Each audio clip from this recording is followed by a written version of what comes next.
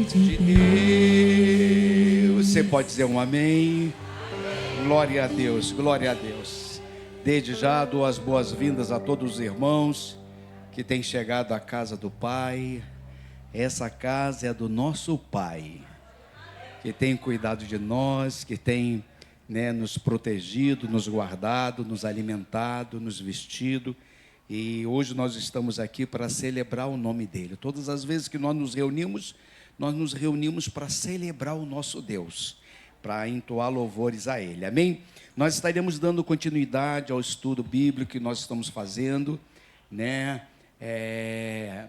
a respeito das cartas que foram escritas através do apóstolo João, as cartas que foram direcionadas àquelas cidades da Ásia, e nós já temos estudado o primeiro capítulo, o capítulo introdutório, e já entramos no segundo capítulo e já começamos a falar a respeito da igreja de Éfeso, certo? E a gente fez a introdução a respeito da igreja de Éfeso, e nós chegamos lá ao ponto de informação a toda a igreja, que a igreja de Éfeso era uma igreja importantíssima naquela época, Dentre todas as outras que existiam, a igreja de Éfeso, ela foi a que iniciou todo um processo de avanço, A partir da igreja de Éfeso, outras igrejas surgiram. E nós vamos fazer vamos ter o cuidado de nós lermos de novo. Abre a tua Bíblia aí, lá em Apocalipse, capítulo 2. Glória a Deus.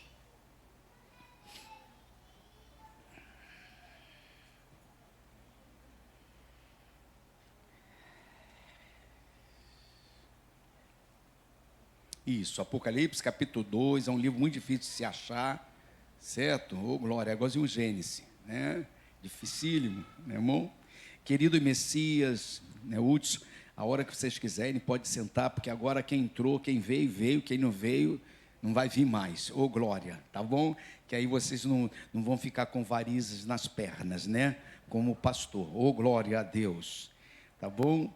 Mas vamos lá, meus queridos irmãos, capítulo 2 de Apocalipse. Os irmãos devem estar até curiosos, será que o pastor tem tanta variz assim? Não tem não, irmão.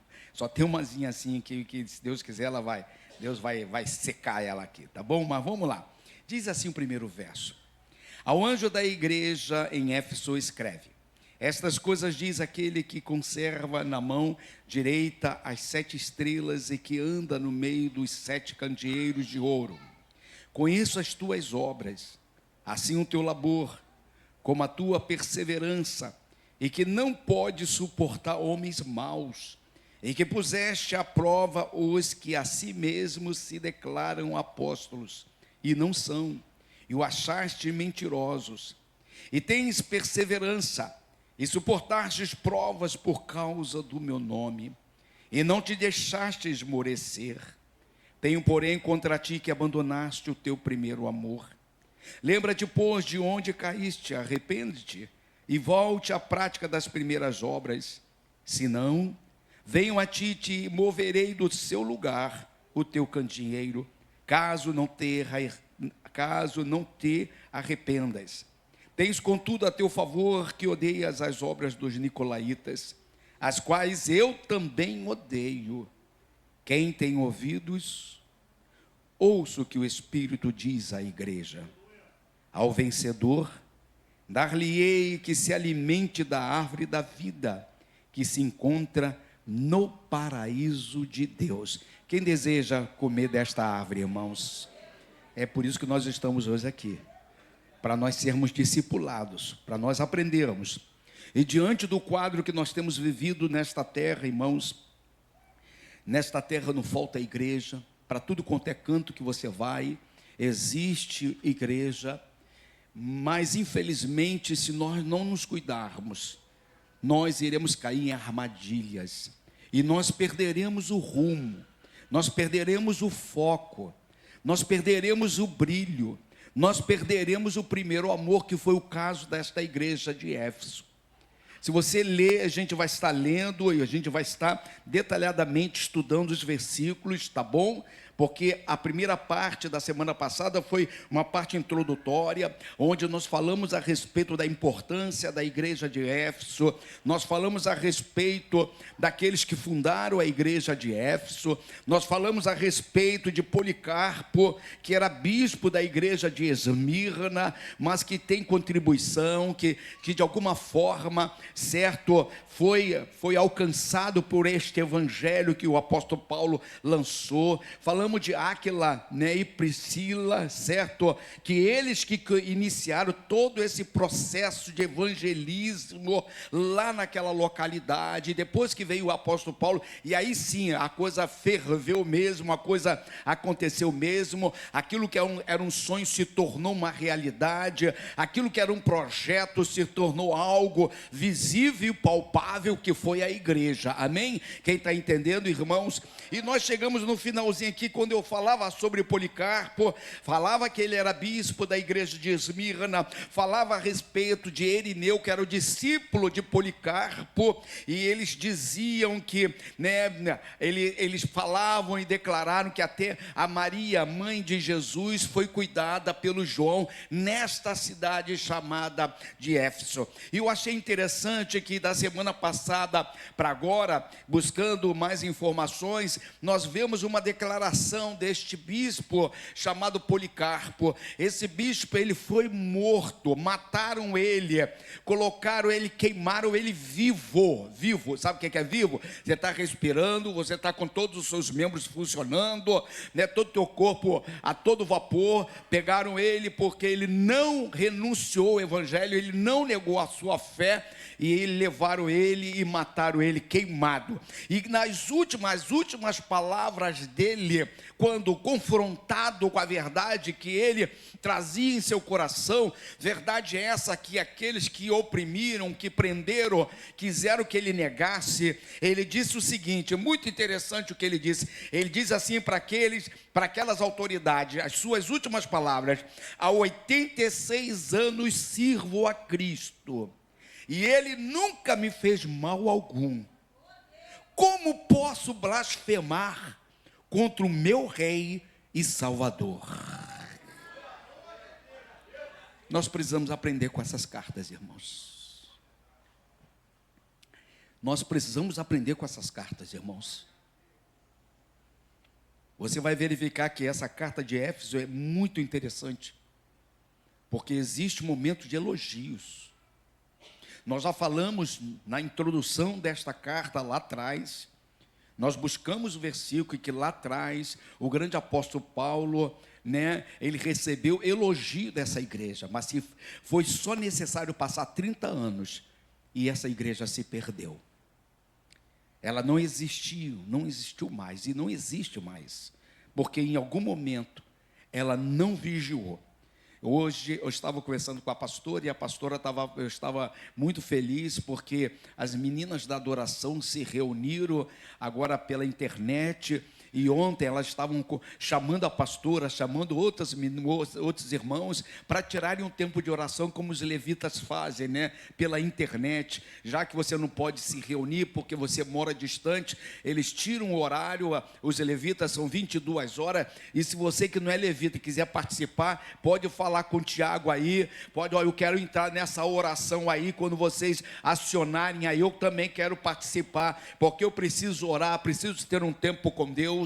Então, as meninas da adoração ontem fizeram isso, e isso me agradou muito, eu fiquei muito feliz, e a gente estava comentando isso hoje, durante o caminho que a gente vinha para aqui, para a igreja. Eu estava dizendo, desde cada líder de cada ministério desta casa, todos nós, e hoje à tarde nós oramos a respeito disso, precisamos descobrir o valor da oração, irmãos. Essa igreja está de pé, essa igreja está pisando este solo, essa igreja está com toda essa estrutura, tudo por causa da oração, irmão. Não é por causa do louvor, não é por causa da palavra, porque palavra por palavra, todas as igrejas têm palavra do Senhor para ministrar sobre o povo, mas é a oração que tem feito nós avançarmos, e é a oração que vai fazer com que a gente avance nas fronteiras que estão diante de nós. Amém ou não amém, irmãos? Agora nós vamos entrar literalmente, né, como aquilo que Deus deseja para nós, nós vamos entrar na estrutura da carta. Né? Que é a estrutura? Você vai ver, né, mais detalhadamente os versículos que foram colocados nesta carta e os significados desses versículos. O que está por detrás de uma palavra, de repente uma palavra, conserva. Conserva, o que significa conserva? A gente vai lá no grego, a gente vai verificar que significado tinha esta palavra. Amém? Podemos seguir? Então vamos lá. O primeiro verso dessa carta diz o seguinte: estas coisas diz aquele que conserva na mão direita as 7 estrelas e que anda no meio dos 7 candeeiros. Amém? Estrela fala de quem? Dos pastores. Candeeiro fala a respeito de quem? Fala assim, fala a respeito da igreja, que eu faço parte. Amém? Então aqui está dizendo, essas coisas diz aquele que conserva na mão. Quem conserva na mão? Deus conserva na mão os pastores, né? Ele coloca os pastores numa posição de honra. Glória a Deus por isso. Nós não somos merecedores de tanta honra, de estarmos nas mãos do Todo-Poderoso. Glória a Deus. Glória a Deus. É por isso que nós não podemos errar, por isso que nós temos que caminhar tendo esse entendimento, irmão. Glória a Deus. E ele diz aqui na continuação, na mão direita, e as 7 estrelas que andam no meio dos 7 candeeiros. Aonde nós vamos ver aqui? Aqui no verso 1, logo no verso 1, eu vou estar lendo aqui, diz assim: estas coisas diz aquele que conserva na mão direita as 7 estrelas. Esta palavra conserva, quando você vai buscar lá no grego, é uma palavra chamada krateo, K-R-A-T-O-T-E-O.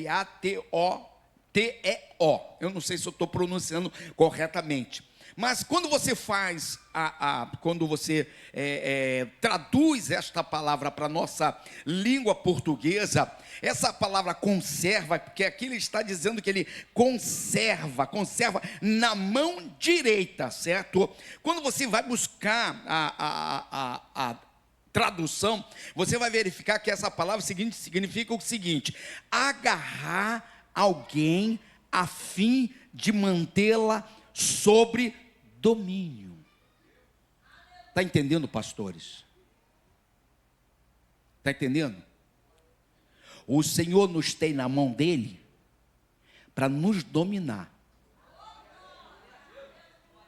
Então você não tem mais vontade própria, não. Pastor que se preze não tem vontade própria, não. Deus nos chama, eu sempre disse isso para a pastora. Quando nós fomos levantados, eu disse para ela: você tem certeza que você quer ser pastora? Não, eu tenho. Falei: tem certeza mesmo que nós seremos pastores? Você sabe o que você está falando? Porque a partir do momento que eu recebi o óleo sobre a minha cabeça, eu não sou mais seu. Eu posso até viver contigo, participar contigo, te amar, você ser amado, mas entre você e meu Deus está o meu Deus. Olha só esta palavra, anota na tua Bíblia, pastor. Quando esta palavra, este verso está dizendo que estas coisas diz aquele que conserva na mão direita as 7 estrelas, ele está dizendo: eu agarro este homem a fim de mantê-lo sobre o meu domínio. Então a partir de agora sou eu que dito as regras sobre a tua vida, pastor. Quem está entendendo, irmãos? Na mão direita, como nós já temos falado lá atrás, no primeiro capítulo, significa local de honra, mão direita, local de honra. Deus coloca os pastores, né, todos eles na mão direita. Isso é uma coisa honrosa que hoje, infelizmente, nós estamos vulgarizando. Tem tantos vulgarizando isso. Lida com o evangelho de qualquer maneira, negocia o evangelho e outras coisas loucas que a gente vê que dá repulsa, irmão, dá repulsa. Como ontem eu ouvi uma pregadora que ganha 40 mil para pregar. Dá repulsa. E eu fico revoltado que tem irmão que ainda fica fazendo light não, como é que é, dando life, essas coisas todas, dando, sabe, hip-hop a essas pessoas. É por isso que eles fazem isso. A pessoa ganha 40 mil para pregar 2 horas. E você entra em igreja, você vê pessoas humildes, necessitadas, sofridas. E aquela pessoa está com 40 mil. Se ela fizer 10 pregações no mês, ela ganha 400 mil reais por mês. Diz assim: Deus tem que ter misericórdia de nós. Não faça isso, irmão. Não fique dando ibope. Não dê ibope a esse pessoal, não. É pastora tal. Eu não vou citar nome. Você sabe. Foi feito um evento agora, que só o evento foi levantado quase 10 milhões. 10 milhões. Um ingresso que custa R$125. Vezes 65 mil pessoas que lá estiveram. E isso o preço antes do dia, porque no dia foi maior. Você vai fazer a conta, está quase 10 milhões. Nós não iremos cair nessa armadilha. E aí o texto continua dizendo que anda. Ele não está estático. Nosso Deus, quando nós nos reunimos aqui, irmão, não pense você que o Senhor fica parado e simplesmente vendo a banda passar, não. Aqui está dizendo que Ele anda no meio dos candeeiros. Glória a Deus. Glória a Deus. Ele anda, aquele que está sensível à presença dele, sente a presença dele. É o que acontece no culto. De repente está tendo culto aqui, você olha para lá, está um irmão cheio da graça, cheio do poder de Deus. Porque ele veio, ele está diferente, ele está sensível. O anjo passou, a presença do Senhor passou, e ele sentiu a presença de Deus, porque ele veio à casa do Pai para adorar e celebrar esse Deus maravilhoso. Então é que ele está dizendo que, em outras palavras, que ele não é estático, ele não está simplesmente por estar, mas ele está em movimento no meio da sua igreja. Quem faz o movimento não é o homem, não é a mulher, não é a pregadora, não é o pregador, não é o levita que vai fazer o movimento, não são os músicos que vão fazer o movimento. Quem faz o movimento é o Espírito Santo. Quem está entendendo, irmãos? Aí você verifica que no capítulo 12, vou correr porque eu quero terminar essa carta hoje. No capítulo 2, o Senhor começa dizendo o seguinte: conheço as tuas obras. Muitas vezes nós nos esquecemos que o nosso Deus tem um par de olhos e que tudo vê. Tudo vê. E não somente tudo vê, Ele tudo ouve. Então muitas vezes a gente chega na casa do Pai, chega na igreja, achando que a gente pode ficar escondido do olhar de Deus. A gente pode ficar escondido do diagnóstico de Deus. Não, irmãos. Eu posso chegar nesta casa com muita força, cheio da graça, Deus vai me olhar. Mas eu posso chegar também no bagaço da laranja, carregado, Deus também vai me olhar. Eu posso chegar aqui cheio de pecado, esse mesmo Deus vai continuar me olhando.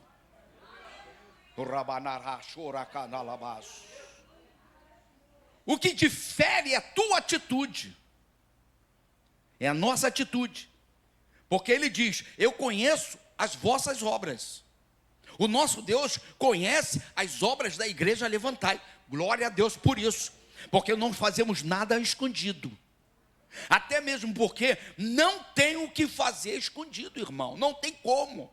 Essas pessoas que estão negociando o evangelho, que encontraram no evangelho o mecanismo de ficar rico, o mecanismo de ficar bilionário, porque tem muito crente bilionário, muitos líderes bilionários. Em nenhum momento o Senhor disse que Ele te chamou para ser bilionário, pelo contrário. Aquele que não tiver uma capa, tire a tua capa e dê àquele irmão. Não sou contra a riqueza, mas tudo tem que ter um senso. Tem que ter um senso, nós temos que ter um termômetro.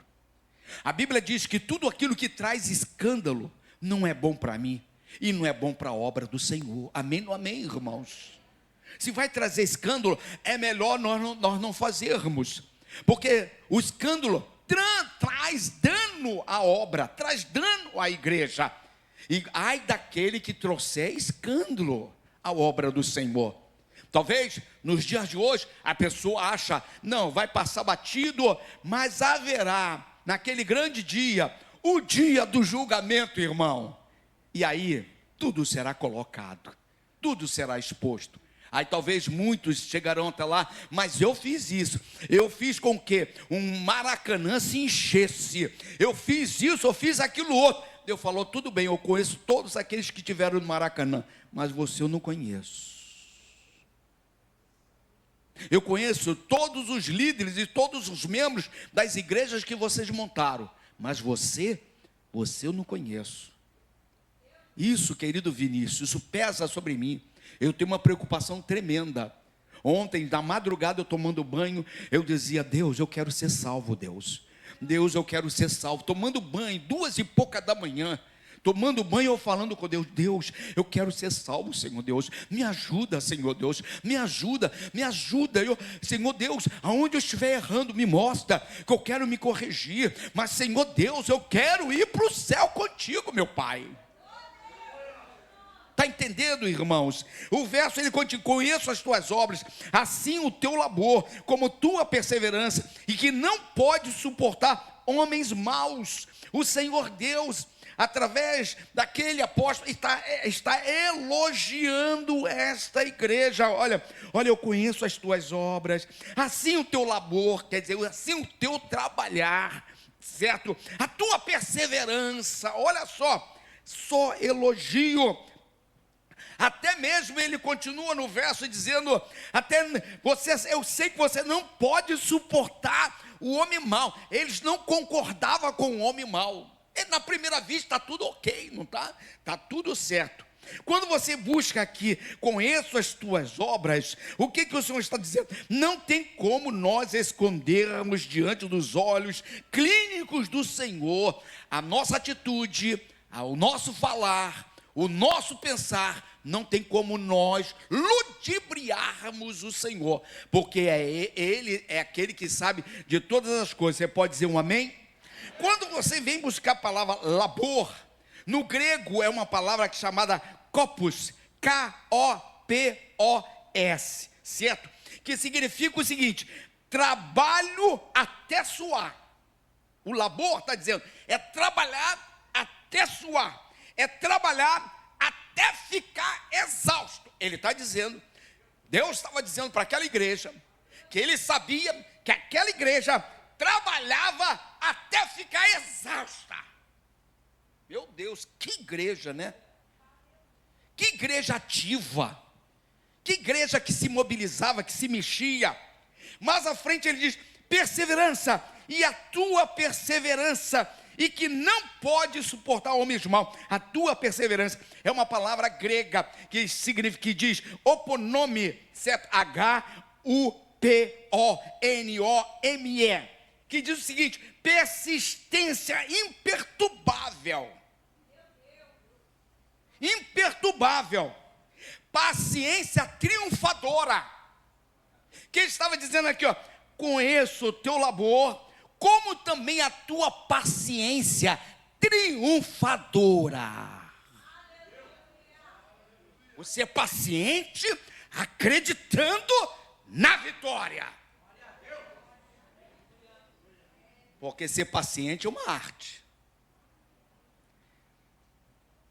Salmo 40 diz, esperei com paciência no Senhor, e Ele... Você está preparado para esperar? Um mês, tudo bem. Uma semana, melhor ainda. Mas se for 1 ano? Se for 2 anos? Se for 3 anos? E se for 10 anos? Nós estamos preparados para esperar? Essa igreja aqui foi elogiada, porque ela tinha uma paciência triunfadora, ela tinha uma persistência imperturbável. A situação que rodeava aquela igreja não perturbava ela continuava perseverante, persistência. A igreja era firme, como a gente tem procurado ensinar, na sua ortodoxia, o que significa? No conhecimento da palavra. Era firme, era conhecedora da palavra. E ao mesmo tempo era disciplinada, porque ela seguia certinho. Deus até agora está elogiando. E aí ele continua um pouquinho mais, no verso 4 ele diz: tenho porém, aí que entra o problema. Tenho porém contra ti que abandonaste, deixaste o teu primeiro amor. Quando você vai buscar lá no português, essa palavra, abandonar, o verbo abandonar, no que diz respeito a este momento, está dizendo o seguinte, que indica uma ação consciente. Consciente. Você me abandonou, você abandonou o amor, você abriu mão do amor conscientemente. Você não foi levado, você não foi ludibriado, você fez consciente.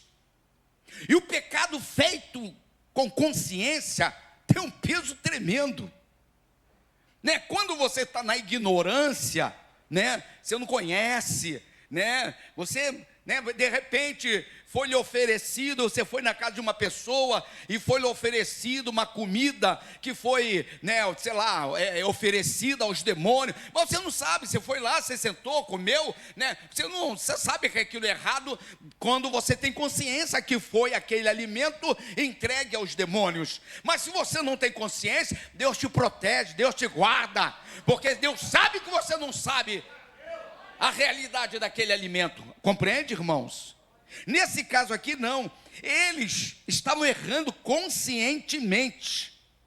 Quando você diz: tenho porém contra ti que abandonaste e deixaste o teu primeiro amor, essa palavra primeiro no grego é protem, que significa o seguinte: primeiro em ordem, mas também em qualidade e importância.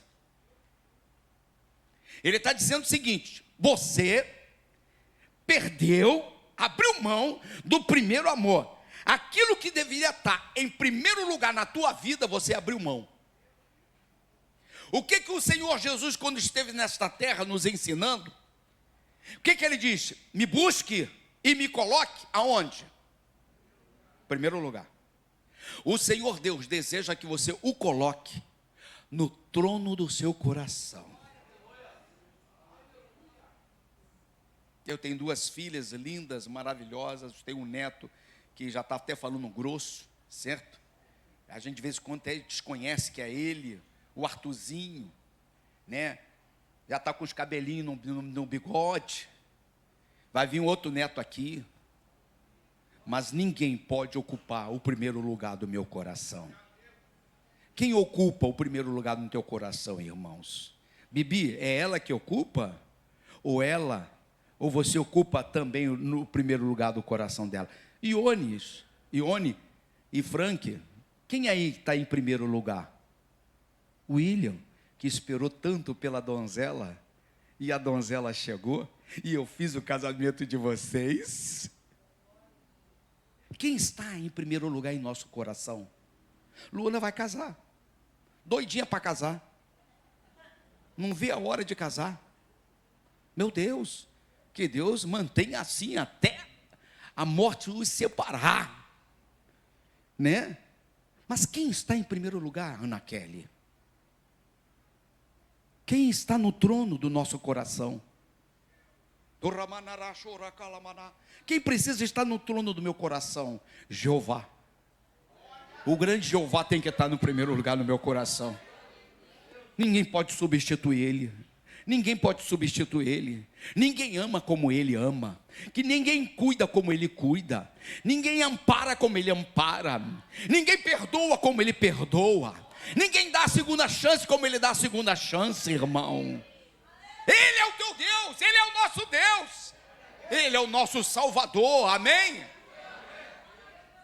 Deus está dizendo para essa igreja: você me trocou, você me abandonou, você colocou outro no meu lugar.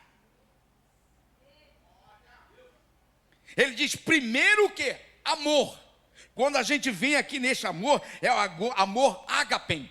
E aqui diz o seguinte, significa o amor sacrificial, profundo, que busca o bem do outro. Não é qualquer amor. Deus deseja de nós, não é qualquer amor.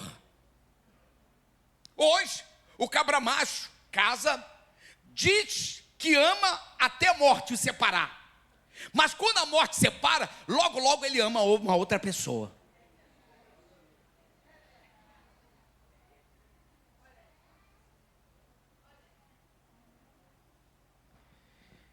Muitas vezes ele não espera nem o defunto esfriar. Meu Deus, é pura verdade. É rápido no gatilho. Então, quando é crente, ele dá desculpa. Eu não posso pecar. Eu não posso pecar, senão eu vou pecar. Desculpa, sem vergonhice. A pessoa que quer mais é o sexo.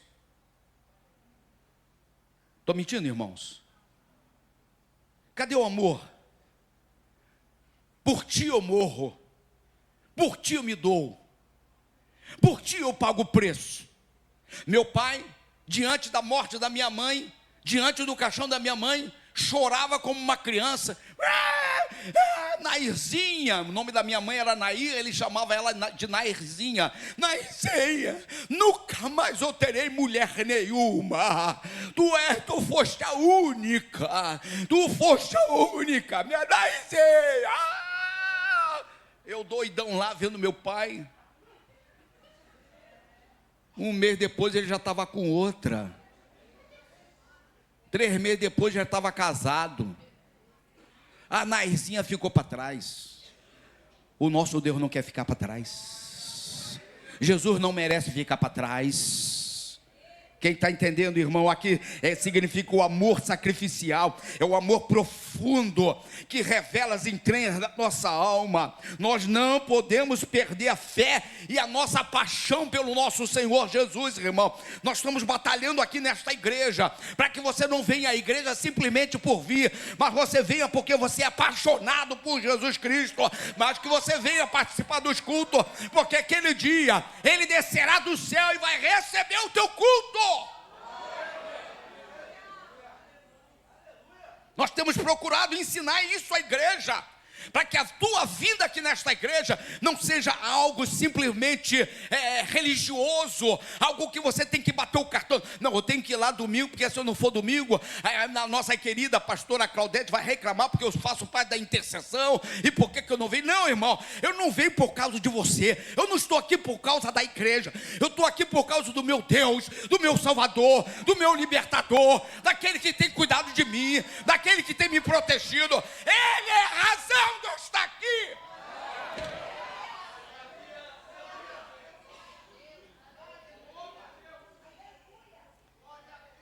Eles deixaram de colocar Cristo como prioridade. Sabe aquele crente que tremendo domingo, ele, em vez de estar na igreja, ele está passeando? Sabe aquele crente que tremendo dia de culto, em vez de ele estar no culto, ele está vendo uma série na televisão? Sabe aquele crente que fica torcendo para que alguém fique doente em casa, porque ele vai ter uma desculpa para dizer para o pastor que ele não veio porque fulano de tal está doente? Tem de tudo, irmão.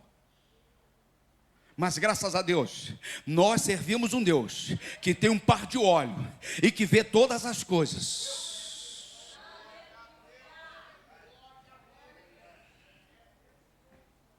Queremos aprender, não queremos aprender, irmãos? Aquela igreja, quando você começa a ler né, os elogios, na primeira parte você vê, meu Deus, essa igreja, oh, puxa, que igreja maravilhosa. Mas o Senhor chega, mas tem um porém. Aí Deus começa a revelar o segredo daquela igreja. Deus começa a dizer, olha, vocês não mais se deleitam na minha presença. Vocês se tornaram religiosos. Vocês conhecem a ortodoxia, vocês conhecem a lei, vocês conhecem a Torá, vocês conhecem os livros. Vocês sabem muito bem reconhecer o homem bom e o homem mau. Vocês não aceitam o homem mau. mas vocês não mais se deleitam na minha presença. É isso que nós temos que aprender, irmão. Chegar na casa do Pai, independente de quem vai pregar, independente de quem vai ministrar o louvor, eu já tenho que chegar me deleitando na presença do Senhor, porque o Senhor mesmo diz: nós precisamos entrar na casa do Pai com um hino novo, precisamos entrar na casa do Pai com um cântico novo nos nossos lábios. Ele não está dizendo: entre lá, observe quem vai ministrar e aí depois você venha se deleitar. Não, ele diz: entra e se deleite na minha presença. Aquela igreja tinha se esquecido disso. Não havia mais afeição daquela igreja para com Deus. E ele estava reclamando: vocês perderam o primeiro amor. Vocês estão fazendo tudo certinho, mas perderam o primeiro amor.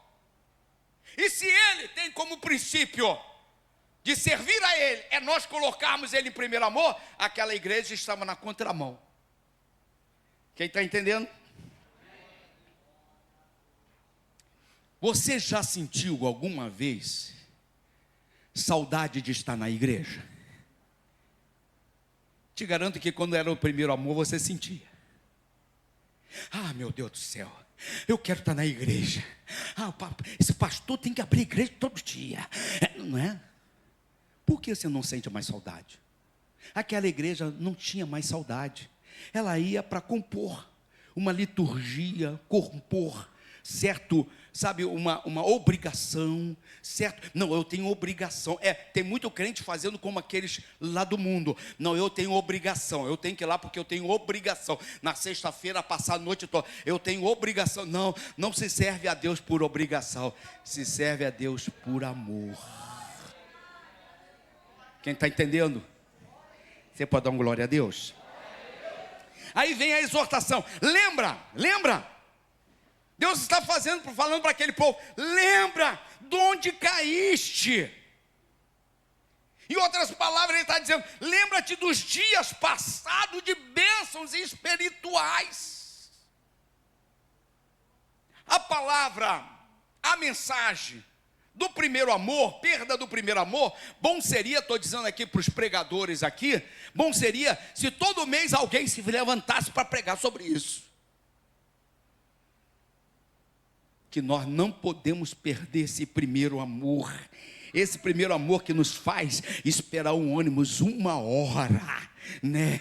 Esse primeiro amor que faz você sair do trabalho cansado, né? E ter que vir para a igreja. Não, eu venho para a igreja porque hoje é dia de eu cultuar o meu Deus. Hoje eu nem vou em casa, porque se eu for em casa, o capeta vai me amarrar em casa. O marido vai falar: fica aqui comigo. Sempre tem um enviado do capeta para atrapalhar a nossa vida. Meu filho, tem sim, certo? Alguém chega ali, vizinho que chega: não, eu queria que você me ajudasse aqui para trocar o pneu, é porque o carro quebrou, né? Não, estou indo direto para a casa do Pai, porque na casa do Pai eu vou me deleitar na presença dele. Na casa do Pai eu serei revigorado na presença dele. Não é isso que acontece, a gente chega no bagaço. Tem dia que a gente vem batendo cabeça, mas aí o culto começa a ferver, a glória começa a ser envolvida no meio do povo, e agora mesmo você já está pulando, você já está dando glória, porque se você vier intencionado de adorar o Senhor vai se apresentar a você. Ele não deixa ninguém faminto.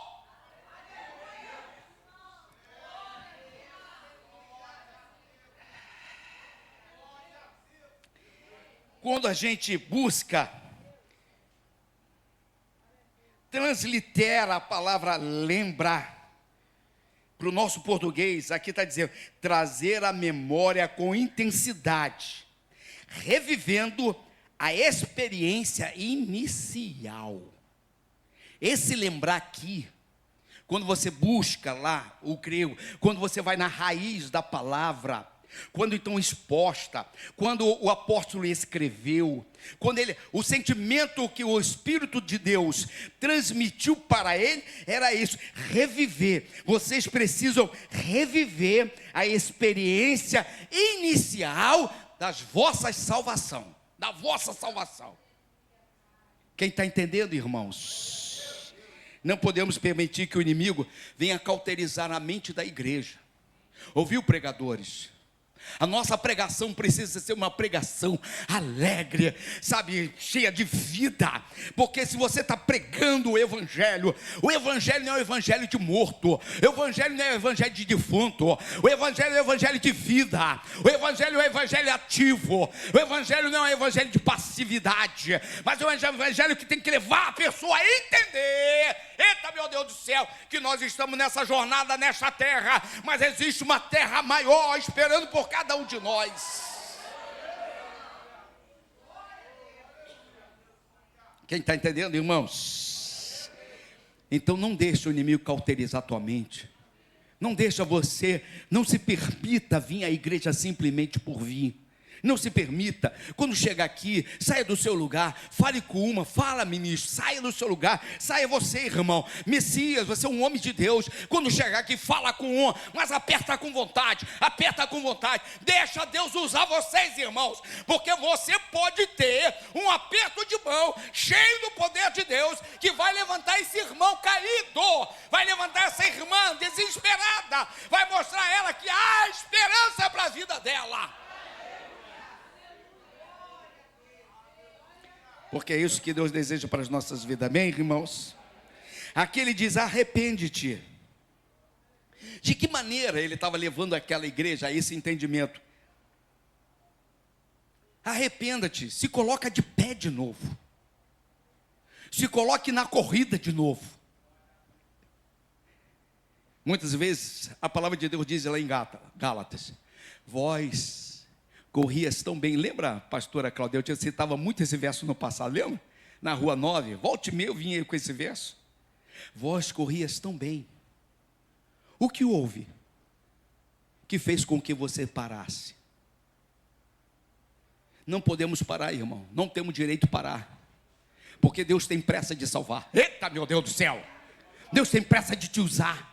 Deus tem pressa de usar essa igreja, Deus tem pressa de usar os levitas, Deus tem pressa de usar os pastores, Deus tem pressa de usar os ministros, Deus tem pressa de usar as meninas da adoração, estou esperando dar um glória a Deus, Deus tem pressa de usar vocês na mídia, vocês precisam entender que mesmo na mídia vocês podem sentir o calor do Espírito Santo, você pode se ferver na presença do Senhor, mesmo na portaria, querido Hudson, mesmo atendendo pessoas, apertando a mão, abraçando um, Deus pode descer com força aonde você está.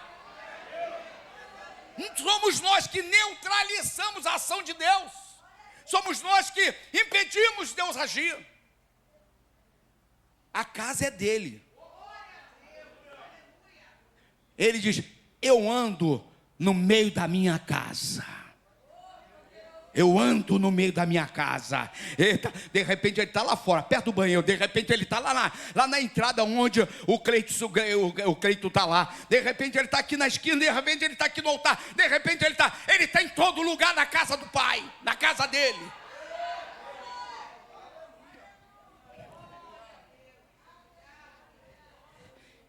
Quando você translitera esta palavra, arrepende-te, quando você busca a raiz, ele está dizendo mudança de mente e direção. Ele está dizendo, mude a sua mente e mude a sua direção. Como vai a tua mente levantariana? Infelizmente, vocês estão numa igreja que um casal de pastor crê numa igreja viva, crê numa igreja, sabe, fervente. Como vai a sua mente? Deus tem trazido palavra de conserto a esta casa. Deus tem trazido palavra de despertamento a esta casa. Deus tem trazido palavras que mexe com as entranhas da nossa alma, que vai lá no pecado, vai lá no pecado. Ele vai lá e catuca, o pecado está aqui, você precisa se acertar comigo. E o que você tem que fazer? Se acerte com ele enquanto há tempo. Amém, irmão? Você verifica que o filho pródigo, quando ele cai em si, a Bíblia diz que o que acontece com ele? A história do filho pródigo é muito interessante. E o mais interessante da história do filho pródigo é quando a Bíblia diz que ele cai em si. A caminhada de pecado é uma caminhada que acaba te cegando, você fica cego. Você peca, e aquele pecado já não é tão pesado, aí já não é mais pecado, você negocia, e você vai nessa caminhada louca. Mas chega uma hora que o Espírito vem, e o Espírito ataca no bom sentido, te atinge, te alveja, te alvejou, tum. Foi o que aconteceu com o filho pródigo. A Bíblia diz que ele estava lá, quando ele sentiu vontade de comer aquilo que os porcos estavam comendo, ele caiu em si, acendeu a luz, o que eu estou fazendo com a minha vida? O crente tem que ter essa luz acesa, porque o dia que você vier na igreja, não sentir nada, não dar um glória, você tem que falar: Deus, acende a luz. De vez em quando eu digo assim para o meu Espírito Santo, o amado Espírito Santo me incomoda. Hoje mesmo na oração, eu falei: não me dê sossego. Eu autorizei o Espírito Santo a não me dar sossego. Não me dê sossego. Se o senhor sentir que eu estou esfriando, me incomoda. Me acorda na madrugada. Me faz alguma coisa acontecer. Mas não deixa eu entrar na sonolência maligna. Quem está entendendo, irmãos? Deus, através da pessoa do seu filho Jesus de Nazaré, revelando ao apóstolo, ele está dizendo: eu lembro, eu sei o que está acontecendo contigo, mas eu quero que você se lembre, e não somente se lembre, mas você se arrependa. Lembrança, irmão, querido irmão, lembrança sem arrependimento é remorso. Está entendendo, irmãos? Lembrança por si só, sem arrependimento, é só um remorso. Vou te dar um exemplo. Lembra de Pedro? Negou Jesus, mas chegou uma hora que ele se arrependeu. E ele: o que eu fiz? O que eu fiz? Não foi? Se arrependeu, teve arrependimento, tomou uma decisão. Judas não. Judas só quis devolver a moeda. Não, fica com a moeda, eu não quero essa moeda não, eu não quero isso não. Não houve um arrependimento pleno. Todas as vezes que a gente chega na casa do Pai, nós precisamos fazer uma autocrítica, precisamos olhar para nós e ver: meu Deus, o que está acontecendo comigo? Eu estou bem? O que está acontecendo? Por que eu estou frio? Por que eu não estou dando glória? Por que eu não estou dando aleluia? Por que outro irmão está se alegrando lá e eu não estou me alegrando? Jesus, o que está acontecendo comigo, Jesus? Meu Deus, que a gente precisa ter esse entendimento, irmão, para a gente não cair nessas ciladas. Eu preciso me arrepender e mudar a minha mente. Eu preciso arrepender e mudar a minha direção. Quem que está entendendo, irmão? A direção da minha vida. Eu preciso me arrepender e voltar-me aos primeiros passos. Está entendendo, irmãos? É se arrepender e literalmente deixar o pecado. Eu vou deixar o pecado. Eu não tenho mais parte com o pecado. Já tive parte, mas agora eu não tenho mais. Amém, irmão? Vamos correr. A chance de um novo recomeço. Lembra que há pouco tempo eu estava dizendo aqui: esse Deus é tão maravilhoso que Ele nos protege, Ele nos alimenta, Ele nos veste, né? Ele nos concede o perdão, Ele tem paciência tremenda com a gente. Eu não sei se você entendeu, ao menos comigo Ele tem uma paciência. Hoje eu errei, meu irmão, hoje eu errei. Eu fui no médico, saí cedo, fui no médico, né? A pastora estava lá em casa, ela saiu para uma outra atividade, e eu fui no médico, e eu estava descendo ali aquela estrada de Piratininga, né? E um cara, sabe, motorista, né? aquele só meu que enviado do capeta, não andava de jeito nenhum, e ele não andava, eu estava atrasado, tinha um horário, 10 horas, eu tinha que estar lá no consultório. Falei: meu Deus, aí eu cortei, aí passei, segui, lá na frente um sinal fechou. Falei: babou. Parei o carro. Agora, quem para do meu lado? O cara abriu a porta e falou: precisava disso tudo? Rapaz, eu falei para Deus hoje de tarde, antes do pastor Alisson chegar, Senhor Deus, eu queria tanto uma oportunidade de eu poder chegar até aquele homem e dizer, me perdoa pelo que eu fiz. Um gesto bobo, cortei ele e botei o carro na frente dele. E depois eu tive que ouvir aquilo. O senhor precisava fazer isso? Não havia necessidade. Aí eu falei, Deus, quem tinha que ter essa atitude era eu. Está entendendo, Breno? Está entendendo como que a gente precisa entender que existe ainda muita mudança que precisa acontecer em nós, irmãos. A nossa natureza é rebelde, a nossa natureza não é guerrilha, né? Aquela coisa de querer guerrear, querer brigar, mas Deus nos quer mansos.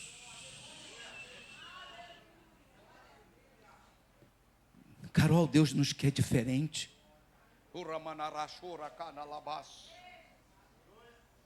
O nosso Deus sempre nos dá a oportunidade de um recomeço. Ele diz, volta à prática das primeiras obras. É tempo de você voltar para Jesus, amém? É tempo de todo dia nós voltarmos para Jesus. Se todo dia nós voltarmos para Jesus, o primeiro amor jamais sairá da nossa vida.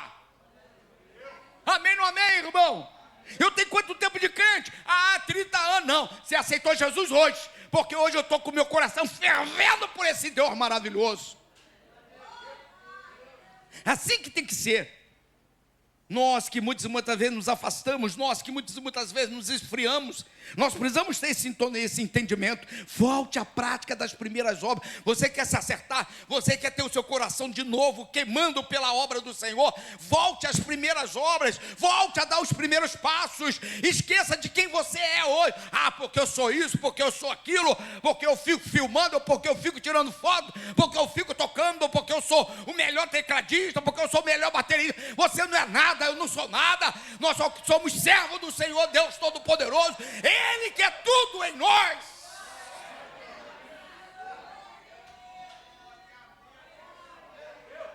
Quem está entendendo, irmãos? Ele está dizendo aqui, olha só, eu estou elogiando vocês, porque vocês odeiam as obras dos nicolaítas. Vocês sabem quem era os nicolaítas? Os nicolaítas eram uma seita, era um povo que se envolvia no meio evangélico. E o que eles faziam? Eles defendiam a prática da imoralidade. E não somente da imoralidade, da idolatria. Eles eram um tipo de segmento que entrava, permeava no seio da igreja, certo? Queria invadir a igreja. E essa igreja de Éfeso, ela contra eles, não aceitava os nicolaítas. Olha só, que coisa louca. A igreja era elogiada, a igreja que, sabe, se identifica, se conhecia a palavra, toda a ortodoxia, todo o conhecimento e outras coisas mais. Não aceitava os homens maus, não aturava os nicolaítas, odiava os nicolaítas. Olha, vocês não têm parte conosco, fique aí. Mas mesmo assim, o Senhor lança uma sentença sobre aquele povo, sobre aquela igreja. Ele diz lá no verso 5, e se não, eu venho a vocês, e moverei do seu lugar o teu candeeiro, caso não se arrependa. O que era candeeiro? Candeeiro era igreja. E ele estava dizendo, se vocês não se arrepender, essa igreja vai acabar.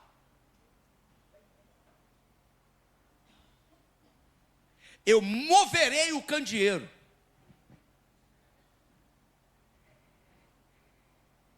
Quem andava no meio dos candeeiros?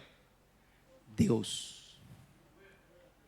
E ele mesmo está dizendo, se vocês não se arrependerem, se vocês não mudarem, eu moverei o candeeiro, não mais vai existir essa congregação. Se vocês não me ouvirem, se vocês não mudarem. Há pouco tempo atrás eu falei que aquela igreja tinha perdido o quê? O desejo de estar, se deliciar na presença de Deus, se alegrar na presença de Deus. Quando a presença de Deus está no meio da igreja, a igreja, espero que você dê uma rajada de glória, a igreja brilha. O que a palavra de Deus diz? Que a presença de Deus em nós formoseia o quê? O rosto. O teu rosto fica mais bonito, Hudson. Ney, teu rosto com Deus fica mais bonito. Sem Deus é péssimo. Igualzinho a mim. A minha fisionomia, o meu rosto sem Deus, feio toda a vida. Mas com Deus, Deus dá um brilho. Né, Breno? Até a careca do Breno fica mais bonita. Brilha toda a vida. Aqui estou vendo o brilho da careca dele. Aquela igreja tinha perdido o brilho, querida Michele. Tinha perdido a essência. O objetivo maior de existir. Qual o objetivo maior da igreja de existir? É de ter um grupo que ame e coloque o Senhor em primeiro lugar em todas as coisas. Porque a árvore se conhece através dos frutos. E a igreja, quando vive este amor, anda através deste amor, ela não atura o pecado. Compreende? O pecado não encontra espaço para agir. Porque existe um amor fraternal, um amor de cuidado um pelo outro. A preocupação um pelo outro, a gente se preocupa. Quando você verifica esse versículo, irmão amado, versículo 5, você verifica que o Senhor está lançando julgamento sobre aquele povo. Falei, olha, eu estou dando a oportunidade a vocês. Eu estou sinalizando os pontos positivos de vocês. Mas eu estou dizendo que existe um ponto negativo, que esse ponto pesa mais do que os pontos positivos. Não adianta esses pontos positivos chamarem a minha atenção, se esse ponto negativo afeta a minha alma, afeta o meu ser, rouba de mim aquilo que eu tenho direito, que é o amor de vocês. Quem está entendendo, irmãos? Então aquela igreja poderia ter tirado uma nota 10, mas não tirou. Foi repreendida.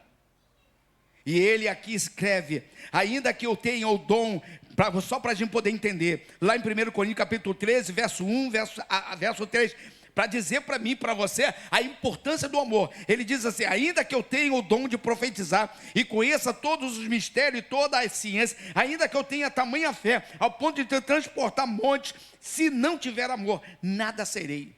A palavra do Senhor lá em João diz que nós seremos conhecidos junto à sociedade, através de quê? O nosso amor. O amor um pelo outro e o amor pelo pecador. Amém, não amém, irmãos? Então essa igreja estava sendo chamada a atenção. Mas o nosso Deus, ele é um Deus de oportunidades. Glória a Deus. Você só não pode, sabe, abusar dessa oportunidade. Porque nós não sabemos até onde nós teremos oportunidade. E ele diz aqui, lá no verso final, ele disse, quem tem ouvidos, ouça que o Espírito diz às igrejas. Ao vencedor, dar-lhe-ei que se alimente da árvore da vida que se encontra no paraíso de Deus. Lembra da árvore da vida lá no Éden? Havia a árvore da vida lá no Éden. Agora Deus diz, esta árvore está no meu paraíso. No meu paraíso. E você, se você vencer, se você mudar, se você reverter esta condição, esta situação, eu darei a você a chance de comer desta árvore. Essa árvore que vai te levar à vida eterna. Meus queridos irmãos, o tempo tem 5 minutos para terminar. Deus está trazendo uma advertência. Não somente a esta igreja que nós acabamos de estudar, a igreja de Éfeso. Mas essa advertência serve para todas as igrejas, em todos os tempos.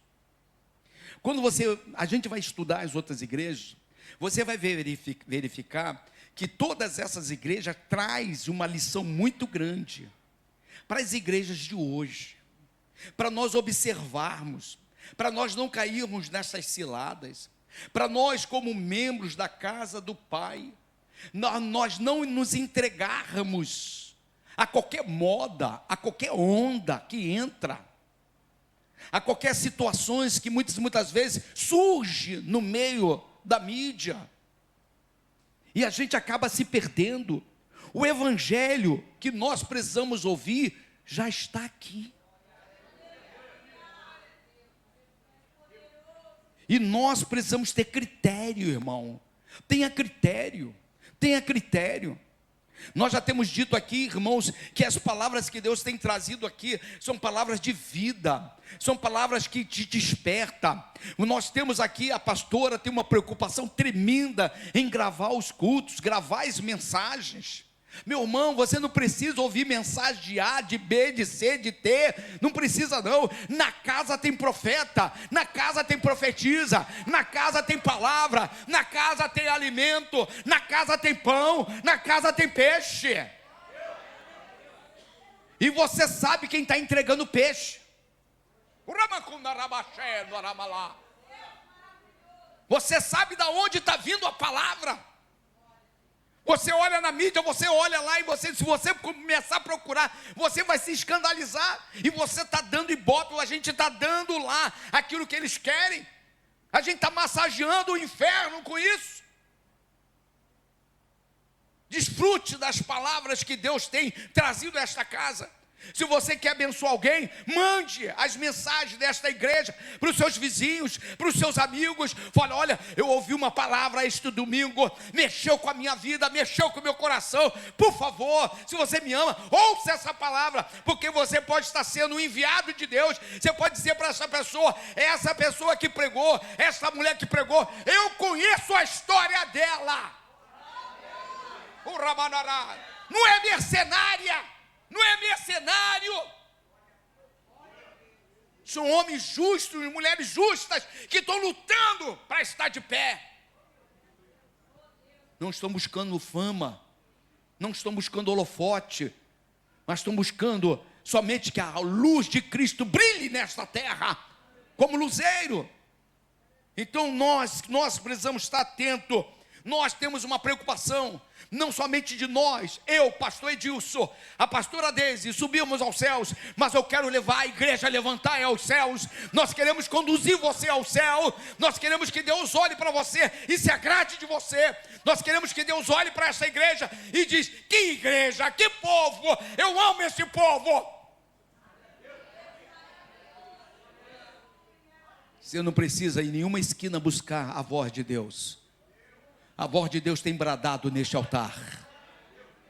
A voz de Deus tem mostrado o caminho certo que nós precisamos seguir.